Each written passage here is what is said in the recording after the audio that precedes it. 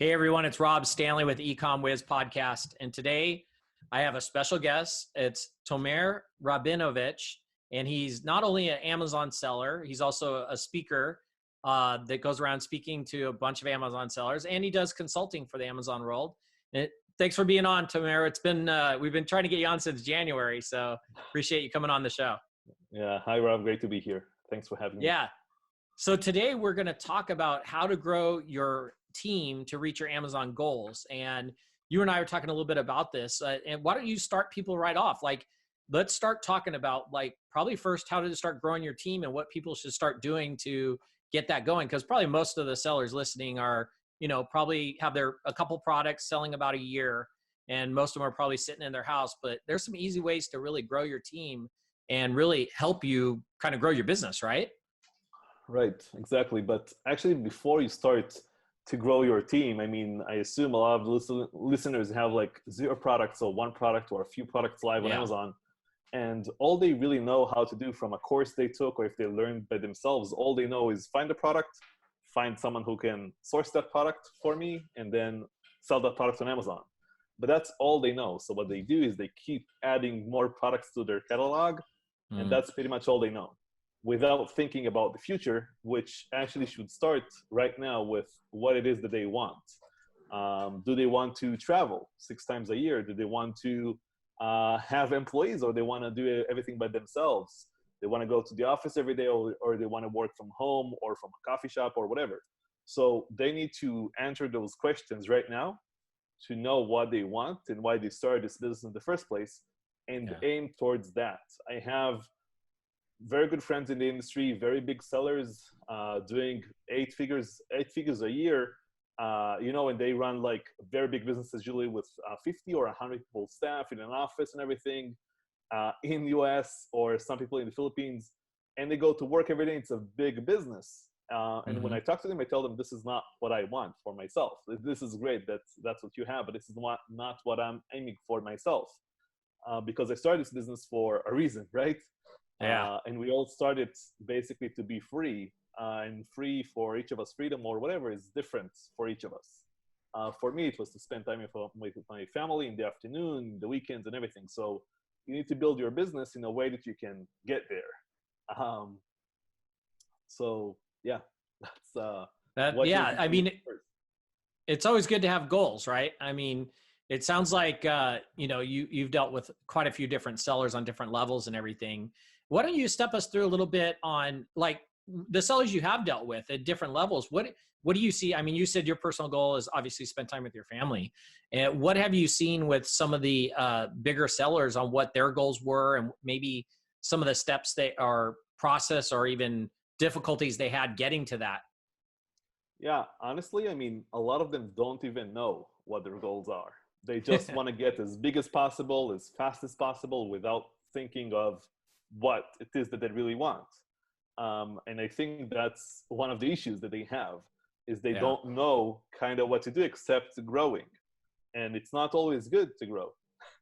I know that sounds maybe wrong, but it's not always good, because it does have a different cost, right? Maybe you're making more money, but it does cost you your time, your health, a bunch of different things. So you need to think about what it is that you want, and then you can kind of start thinking, how do I get there? You asked me about those big sellers. So it actually, it varies. I mean, the good thing I can say about Amazon is that, I don't know, I consulted, over 100 sellers personally, like 6, 7, 8 figure sellers. And I can tell that each of them is very, very different. And there are many different ways to succeed on Amazon. There is not just one way to go about in Amazon, which is very good, because there are a lot of different ways to succeed. I saw people with hundreds of SKUs, private label, doing really well. And I saw people with 5 SKUs doing really well. So it's just a big variety of success that you're seeing all over. And you also see people doing it on their own, and people with huge teams doing really well as well. So it's a big variety of success. Yeah. Have you seen, what kind of tips could you give maybe to some of the people? Like, do you see most of the sellers that are, let's say they're just starting out and they're trying to get going, and Do they go to like free up? Or they go to offer up? And what are they usually getting? Are they trying to get a VA to help with answering questions or list products? It probably varies, but I'm sure there's got to be a kind of a theme you see where some of these sellers kind of always tend to go to one place and kind of get like certain people they need help with, right? What do you see in that environment?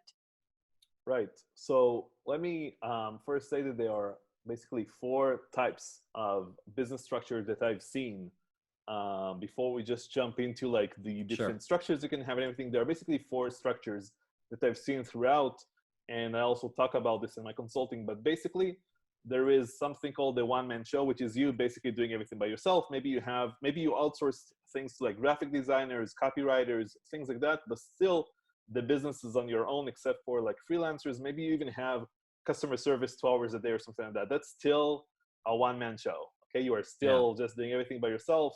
If you stop working, your business stops working altogether, right? The second one is something I call the CEO. So the CEO is basically someone that hires a bunch of people underneath him.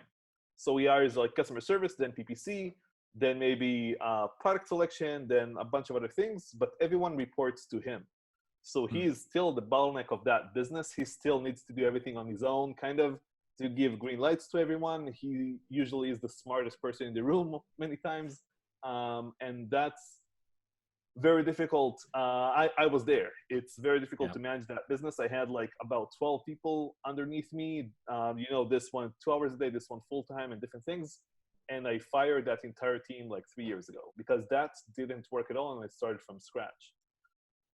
The third thing, and don't worry, I'm gonna explain like different roles you can have in your business. But the third one is something I call like the outsider. So the outsider is basically someone who you hire to run your business for you. So maybe you have that business for a while. Maybe you're like the CEO who has a bunch of people, and then you bring someone in from the outside, maybe an Amazon expert or a former CEO of some company, like an e-commerce company, to run it for you. So he becomes like your COO or just replacing you, and you're kind of like a shareholder, or the business owner of that business, but you're not the CEO anymore. The problem with that is that many times the business will go down because that person doesn't know anything about you, your business, your employees, and it's really hard to make it work. From everything I saw, and I saw it happening many times, because usually what happens is what I mentioned. People just hire a bunch of people underneath themselves, and each of them is doing a different thing. And that's very difficult to maintain long-term. And when I'm talking long-term, I assume everyone who is listening wants to have this business for at least a few years. Maybe they want to exit. Maybe they want to keep it going, like, as extra income every month. But again, it comes down to what it is that you want. If you want to exit in 3 years, maybe you can run everything by yourself for 3 years. So, and the fourth one is something I call the autopilot, which is what I'm doing. So the autopilot, what I mean by that is you basically hire someone, and this is what is different here. So you hire someone, let's say for customer service. So first of all, the person I recommend hiring first is the thing you really don't want to do anymore by yourself. So I think there are basically 2 types of people. You have analytic people and you have creative people. If you are more analytic, you should hire someone creative. And if you are more creative, you should hire someone analytic in your business. So I'm very analytic. I'm very systemized with my thinking. So I knew I need someone creative. So I hired, my team is in the Philippines, and I hired someone for $3 an hour. And what I did is I told her, look, I posted an ad on Upwork. You can post it anywhere, basically, on online jobs, PH, or whatever it is. I posted it on Upwork, and I wrote, looking for customer service, part-time, $3 an hour. And then I invited a bunch of people to the job, basically. And I had some interview questions and everything, narrowing down the people. And eventually I came down to this one person who I was impressed with her mentality and everything. So I hired her, and she's been with me since. And basically what I told her, look, this is not customer service job and that's it. You are basically coming in to work full time for me. And that's the big difference here. So what I did is when she did customer service, and that's what the smaller sellers think. They think I have like 1, 2, 3 products live. I need to get to I don't know, 20K a month, 50K a month, 100K a month before I start hiring someone. What I tell people is you need to hire someone to get to that next level that you're aiming to get to. And you need to hire someone as soon as you can afford it. And what they tell me is, they tell me, look, I don't have enough things to give them. Customer service takes like 1 hour of my day. So what are they going to do the rest of the day? So this is what I tell them. You hire someone for customer service, but you tell them, look, this is a full-time position. And the reason it's full-time is because I want to grow this business and I want you to become a manager one day. That's the goal with that first person that you hire. So basically what I'm trying to do is I'm trying to build the company from the ground up. So I want to hire a person, promote them to be a manager, and then they hire people underneath them, basically. So I hired this first person. She was doing customer service. Afterwards, I gave her product selection, some social media posts, and everything. Like, she started doing all of those creative processes in the business. The next person I hired was an analytic person. And she was starting to talk to suppliers, manage my shipments, inventories in Amazon. That was actually before she was talking to suppliers, just managing my shipments, inventory. I have very organized Excel sheets. Again, I'm very analytic, so managed everything that way. And then she just came in and she could just use the spreadsheets, and that was pretty much it. Afterwards, I taught her how to do PPC correctly. And I just gave more and more tasks to each of those two people. And I only taught two people everything in my business. They are both now managers, and each of them has people underneath them. And basically what I have is I have like an integrator. I have managers in my team that are running the whole show. And I just give green lights right now in my own business. So I don't do anything myself, and they don't really have any daily tasks themselves either. Wow. That is great information. And it sounds like also when you hired them, you were able to train them the way you wanted it done, right? Because you brought them in early enough that you had these systems in place that you were basically like, you know, hey, I've got these systems in place. You're going to follow it this way. This is what I need you to do. And then since they kind of grew with you in the company, it sounds like, and correct me if I'm wrong, but it sounds like they were able to also train the people underneath that they brought in underneath them, right? Right. So I assume you have a lot of experience with customer service, right? So I can say that customer service, for example, when I taught her customer service and she then taught it to someone else, she taught it 10 times better than what I taught her because she was doing it full time. I never did customer service full time. She was so much better than me in a few months, right? Yeah. So that's one thing. Now, another thing that, again, I'm very analytic. I'm very good. I think I'm very good at teaching. That's one of my, I think, advantages over others. I have very organized presentations and things like that. I can really explain what it is I want to be done and how it should be done. And a lot of people don't have that. So when I have someone who isn't like that, right, in my consulting or whatever, what I tell them is, I tell them, look, you need to hire someone local, hire someone, same culture, a sharp, smart person, pay more money to that person and have him become that manager one day. That's what you need. You need someone who is like me, kind of, in your own business underneath yourself. So that's one thing they can do. Another thing that I'm being asked a lot is, what can I do if I don't know how to do something? Let's say I'm not the best in PPC. Let's say I can't teach it to someone else. What do I do in that case? So what I recommend to those people is hire someone, or don't hire someone. Have an employee who is running your PPC, okay, who is an analytic person. Maybe he's doing inventory management. Maybe he's just doing some data entry in your business, but a very short person. And you tell them, look, I'm going to hire an agency to do PPC for us. I'm going to hire this freelancer to do PPC, but you shadow that person or that agency to learn exactly what they're doing in their business. So if you want to fire them tomorrow, if you want to move it to in-house instead of outsourcing that, you could take over from that point. And maybe you never fire that agency. Maybe you never do that, but you still, I suggest anyone who is using a PPC agency of some sort to know exactly what they're doing in their business. You can't just give it out because if sales go down or something, you need to know how to adjust or what they're actually doing. So you can kind of overcome everything. I hired people from free up in Upwork and things like that to teach ManyChat to my employees, just to show them how to create flows, how to do Facebook ads, things like that. And then we became ManyChat experts in-house afterwards. But we needed to learn from the outside, right? We can't it's not like me going into ManyChat, becoming an expert, and then teaching my team how to do ManyChat. So some things I was very, I knew exactly what I want with product selection, sourcing, PPC, things like that. But when it comes to like new things or some things that I'm not the strongest at, I always outsource that to someone else to teach my team or to teach me, or sign up to a course or whatever we need to do to learn how to do it ourselves. That's it. That's how we do things. Yeah. I noticed a theme I mean, this, first of all, thank you. That's some great information. I think that a lot of people that are getting started, they should be following these. I mean, this is years of experience.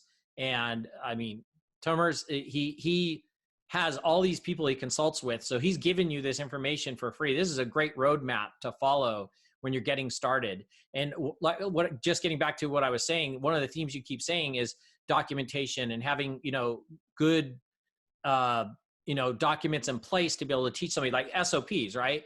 So that's probably one thing. SOPs, that's another thing that, again, I know small sellers. I know how they think.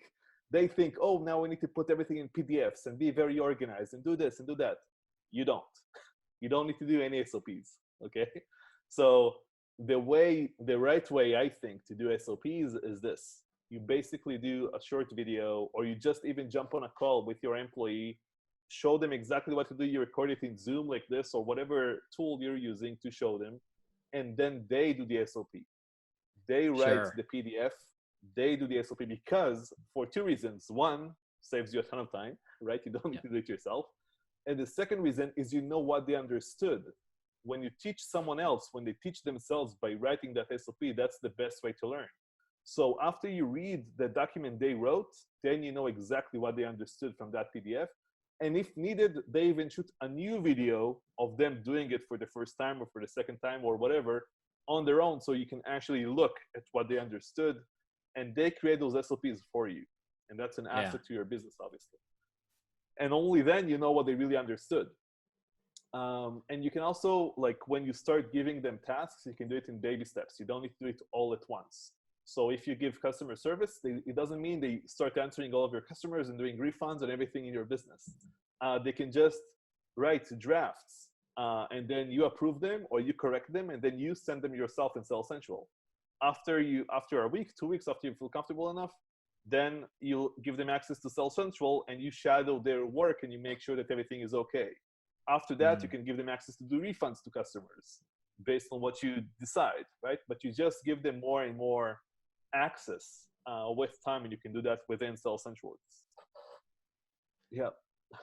So it brings up a question, at least I'm thinking in my head, maybe some of the people listening or watching are, so how much time a day do you spend on your business? Because it sounds like you have so many people in place and so many, basically guidelines for them to follow and managers in place. Give everybody kind of idea how long you spend usually. Yeah. So first of all, the business is very lean, and I want to keep it that way. I have 7 people. So it's not like a huge business, but we can run a lot of different SKUs at the same time because we are very organized. So we have, like you said, systems in place. We have like a task management tool we work with. We have, we keep it very organized in folders, in Drive and everything. We are very organized. Nice. But I still wanted to have full control in my business. What I mean by that is I still know every product being launched or sourced, every new shipment order, I still give the approval for it. They don't have access to my bank account. I still approve everything on my own. Yeah. So everything is still going through me. I didn't lose control over my business, but I'm the one only giving the green lights in my own business. And the way I see things, I work for my employees. So if there is a hole in the business, if something is not flowing or something like fell between the cracks, I'm the one that needs to go in and fix it, basically. So those are the things I'm still doing. How much do I work? So that really varies throughout the year, and but it all comes down to the goal. So I can work like 1, 2, 3 hours a day, depending on what's going on, but I can also work like a full day, like even 12, 6 hours a day if I want to, like, do something or whatever. I also meet my managers twice a week, and we just discuss what to do for the next week and things like that. And I also have like a full team talk once a month. But that's because that's what I wanted. And all of those talks, by the way, are just chat in Slack, and they are not done on the phone, or they never call me or anything like that. Everything is chat, and that's what I wanted for myself. And you need to know what it is that you want from the beginning. And that's, again, very important, because that's how you should build your business. You start this to live on your own terms, basically. So you should build your business the same way and not compromise on anything. So one like another example I can give with the business is that it's not only what you want in your life, you can say, out of this business, it's also the type of business that you want to have. A good friend of mine has, I think, like 500 SKUs, and he's doing a lot of money and everything. And I told him, look, I don't want to manage 500 SKUs. That's like too much. I don't want to deal with that. That's crazy to me. So I prefer having less SKUs, but more competitive. So I will make a lot of money with each and every SKU that I sell, but I won't need like a big management system or a complex inventory management system or anything like that. So you can have dozens of SKUs or a few dozen SKUs or even 10 SKUs from big accounts that I've seen. And a lot of the times that's enough. So I don't launch that many products a year, but I go after the bigger guys. I go after like products that will generate 30, 50K per month in revenue. So that's what I'm aiming for. And again, a lot of guys are aiming for like 5, 10K, and they just launch a lot of products. I prefer to launch like a lot less, but go after a bigger fish in the market, because I can do that now. I have the resources, I have the cash, I have everything, I have the knowledge and experience to know that I'm going after something that will work out. So a question I was thinking of, is there any parts of the business that you prefer to not outsource? Like maybe touch on that. If there's anything that maybe as people are looking at teaching people and bringing people on board to help with their business become successful, is there maybe some areas they shouldn't necessarily outsource or find people to do for them? You mean in the beginning, or they should keep doing on their own? Yeah. Or what is? Yeah, maybe at the beginning, and then what's your thoughts on maybe at the beginning? What things should they maybe outsource first, and then what things should they maybe wait a little bit to outsource? I think they should actually outsource first the things that they are feeling most comfortable to teach someone else, and they don't want to do by themselves any longer. I think like customer service is something that I felt like I'm the only one who can do it the right way. I'm the only guy who gets it and understands the customer and everything. But after someone is doing that for a few months, for a few weeks even, they will be so much better than you are, that it's crazy. And that's true with everything else in this business. And I also think that people are not getting enough credit. Like when you hire someone, you think, oh, they probably can't do this. I'm not going to give them that task, or they can't manage that. I'm just going to do it on my own. But they get like, everyone gets things done really quickly in most cases. And they are much smarter than you think they are. So don't be afraid to just give them more and more tasks. So when you're doing your consulting with some of these companies, or people that say they're just kind of building up their companies, we were talking about, building a team to reach your goals. What's kind of the next step you see that a lot of people get, ask you on, hey, I'm at this point in my business. I've got a few people underneath me. Yeah. What is the kind of next thing they're struggling with? Yeah, so they think, who should be my next hire, right? If you have like 2 or 3 people in your team, they think, who should they hire next? Should I hire a PPC guy? Should I hire this? I tell them, you shouldn't hire anyone. You should talk to someone in your team, do that talk to ask them, do you want to become a manager? Do you see your future in this company long-term? Do you see us growing to a bigger business? And if you have that person already in your team, promote that person in your own team and give them more tasks, give them more responsibility, maybe give them like to manage the other employees in your business. They don't need to know their tasks and everything, and don't need to, they can just manage them. And that's very, custom in whatever is going on in Amazon anyway. So in business, I mean, a lot of the times you have like a CEO is being moved from one company to the other because he knows how to manage people without knowing anything about that other business. So people can manage other people without having any experience in their own tasks. So don't be afraid to just, if you have a few people already in your business, you probably have someone who you trust fully, and you see them long-term in your business, so you can promote them for sure. Yeah. Yeah. So, I mean, basically what you're putting together is kind of a long-term strategy, right? I mean, that's what we kind of just discussed right now is you're putting together a team for a long-term strategy to be successful selling on Amazon. And then, one of the things you and I had talked about, this was kind of off camera, but, we were talking about like when you're looking for products, you had kind of told me that you're always kind of looking for like a superior product, and you kind of mentioned it a little bit. So maybe tell everybody a little bit about like when you are looking for a product, is there certain things you're looking for? Is there anything you can kind of tell people that, is it just doing a lot of research? Because it sounds like there's some people that will go after the smaller, products that make, say 10,000 a month or something like that. And you're looking for the bigger ones. And how does somebody maybe transition from that, going after a $10,000 product to maybe a month to $100,000 product a month? Yeah, so first of all, I think that when you are a smaller seller, let's say below $1 million a year in sales, I recommend going after smaller products, 5, 10K a month products, and don't go crazy because you don't have the cash flow, you don't have the risk tolerance yet to go after those bigger products. And you shouldn't go after them because even if you have some cash, you won't be able to compete with those bigger sellers in those markets. They will just bring the price down. You won't be able to compete. They can be very aggressive with PPC, and you just won't be able to keep up with them. So you should go after the smaller products until you have like 10, 15, I don't know how many you will need to reach like 80, 90, 100K per month, which is about $1 million a year in sales. And once you get to that point, you should feel pretty comfortable, pretty confident with your knowledge in your business to go after those bigger fish, to go after like bigger products. And the way I see it is that every product you go for, you need to do the same things. Like you need to develop that product, you need to improve that product in some way, you need to protect the suppliers, you need to you need to write the listing, you need to do the copy, you need to do everything the same for each product. So I prefer launching one product instead of 5 products because those will be 5 times more work. And the only difference I will have is how much money I put into that one product. So yeah, I have more risk because it's 1 and not 5, but I do have like, I do have some, I established some of my business already, right? I have like a good foundation for the business that brings me money every month anyway. So don't go after like 50K a month product with your first product, obviously. Don't do that.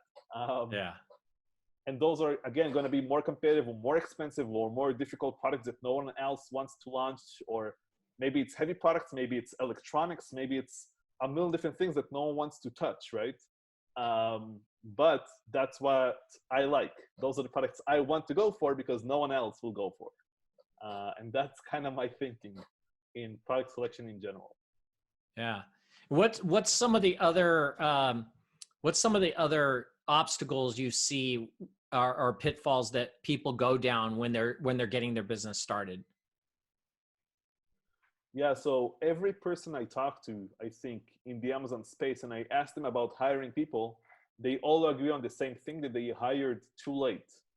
No one says I hired too early or anything like that. They all say I hired the first person too late, and I feel the same way with myself. Took me like, I don't know, like 8 months before I hired anyone. So,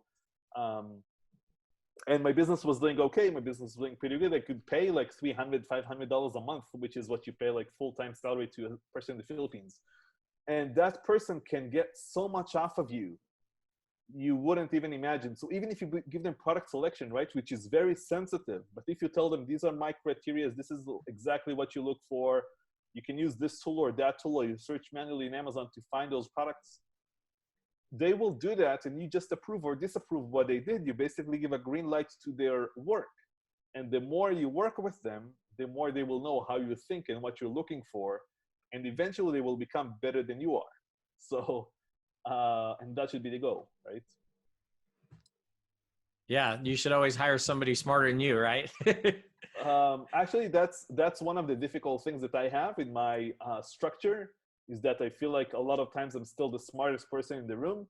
But again, that's one of the costs that I have for my own business. And that's okay. I mean, this business, everyone knows the reason everyone signs up for this business is because it's simple.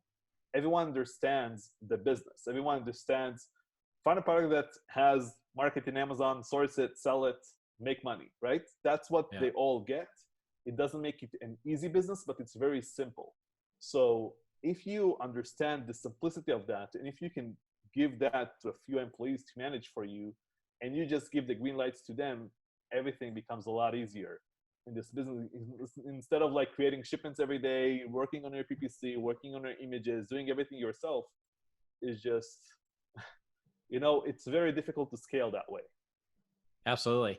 Have you personally seen a lot of turnover in people you hire, or do they, since you got them early and trained them and brought them up into management and put people underneath them, do you find that they stay with you a lot longer doing it that way? Since I did this 3 years ago, since I started doing Uh-huh. this, I didn't fire anyone in my team. Nice. And they haven't left? Yeah. No, no one left. Nice. They That's all stay with great. me. Yeah, so basically the employees get $3 an hour, the managers get 4. So Nice. very simple business. And the thing with the Philippines as well is that, you know, if I hire, I'm from Israel, so if I hire like an Israeli, he's gonna think, oh, he's making so much money, I'm gonna do this business on my own. Like that's how they think. Yeah. That's like Western thinking, I think, or Jewish thinking, or I don't know. But I think in the US, it's kind of the same, right? Like if you are in a business and you see all this money coming in every month or whatever, you think, oh, I'm going to do this on my own and quit and everything. So if you hire someone locally, you need to pay a lot more money, and that's okay. That's a cost that you can, you know, bear, or you pay them even a percentage from the growth or from the profit every month or from the year, or give them big bonus at the end of the year. You can do that. But with the Philippines, you don't have, like, you don't need to do that. If you are paying them every month, globally, if you pay them, like I pay $540 a month, so 180 hours a month, $3 an hour, they get $540 a month. They know that's coming in every month. Doesn't matter how much they worked or anything.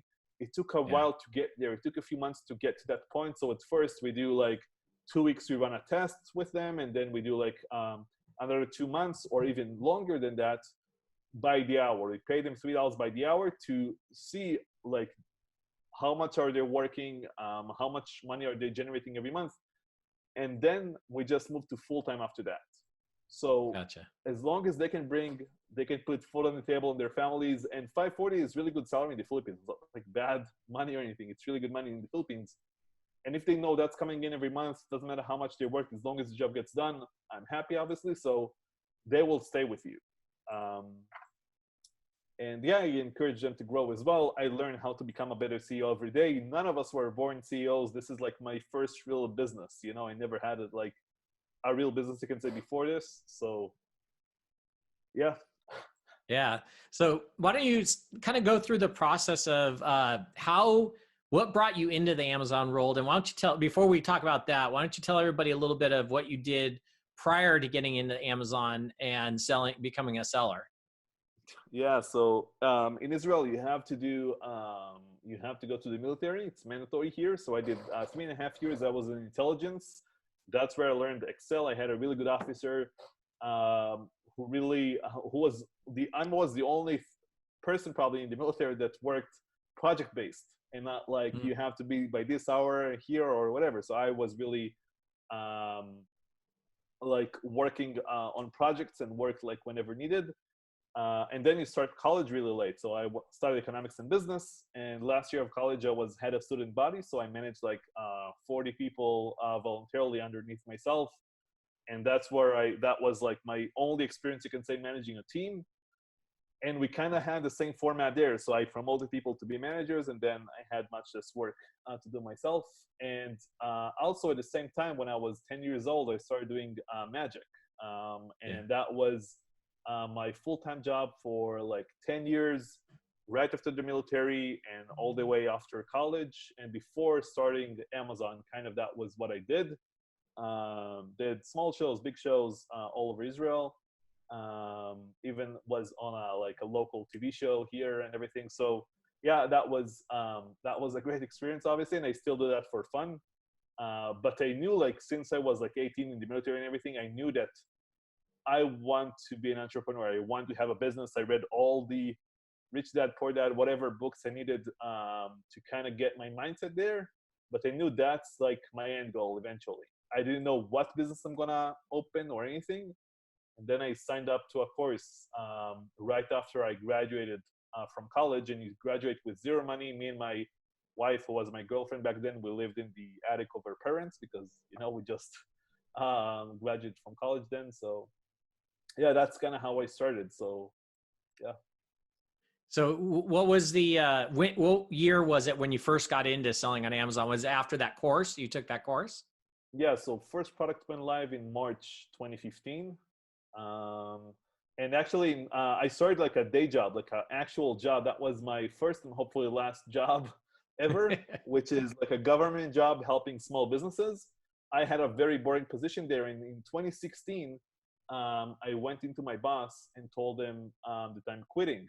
And he said, why? And that was like a day after Prime Day. And I told him, look, I made my salary last night.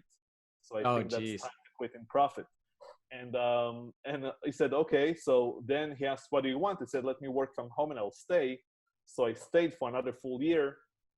And after that, he actually left. So that was the time to go.